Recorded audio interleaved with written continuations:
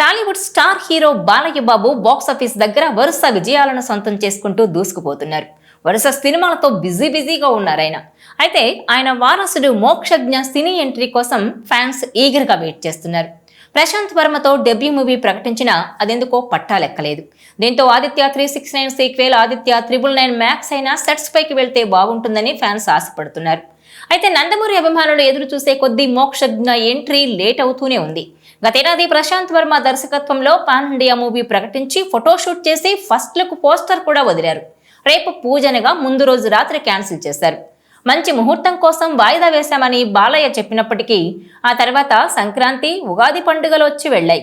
కానీ ఫ్యాన్స్ ఎదురు చూసింది మాత్రం జరగలేదు. ఇంకోవైపు ప్రశాంత్ వర్మ తన ప్రొడక్షన్ సినిమాలతో పాటు జై హనుమాన్ పనుల్లో బిజీ అయిపోయాడు. ఇంకో 2 ఏళ్ల వరకు ఆయన దొరకడం డౌటే. ఇక రెండో సినిమా టేకప్ చేస్తారని ప్రచారం జరిగిన వెంకీ అట్లూరి కోలీవుడ్ హీరో సూర్యతో కమిట్ అయిపోయాడు. ఆ తర్వాత చిరంజీవి, దుల్కర్ సల్మాన్, ధనుష్లకు వేర్వేరు కథలు సిద్ధం చేసే పనిలో ఉన్నాడు. సో ఈ ఛాన్స్ కూడా లేనట్టేనంటున్నారు.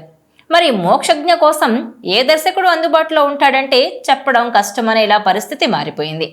ఇంతకుముందు తరచూ బయట కనిపించే మోక్షజ్ఞ ఇప్పుడు అస్సలు కనిపించటమే లేదు. 3 పదుల వయసుకొచ్చిన మోక్షు ఇప్పటికే చాలా వెయిట్ చేయించాడని, ఇకనైనా త్వరగా నిర్ణయాలు తీసుకోమని బాలయ్య ఫ్యాన్స్ డిమాండ్ చేస్తున్నారు. ఈ నేపథ్యంలో ఆదిత్య 369 సీక్వెల్ తప్పకుండా ఉంటుందని బాలయ్య ఆ మూవీ రిలీజ్ ఈవెంట్లో చెప్పారు. అందులో మోక్షజ్ఞ ఉంటాడని గతంలో ఇచ్చిన ఓ ఇంటర్వ్యూలో చెప్పారు బాలకృష్ణ. అయితే బాలయ్య బాబు ఆదిత్య 369 సీక్వెల్ కన్ఫర్మ్ చేయడంతో ఆ మూవీతోనైనా మోక్షజ్ఞ టాలీవుడ్ ఎంట్రీ ఇవ్వాలని కోరుతున్నారు ఫ్యాన్స్. ఇప్పటికైనా బాలకృష్ణ మోక్షజ్ఞపై ఫోకస్ పెట్టాల్సిన అవసరం ఉందంటున్నారు.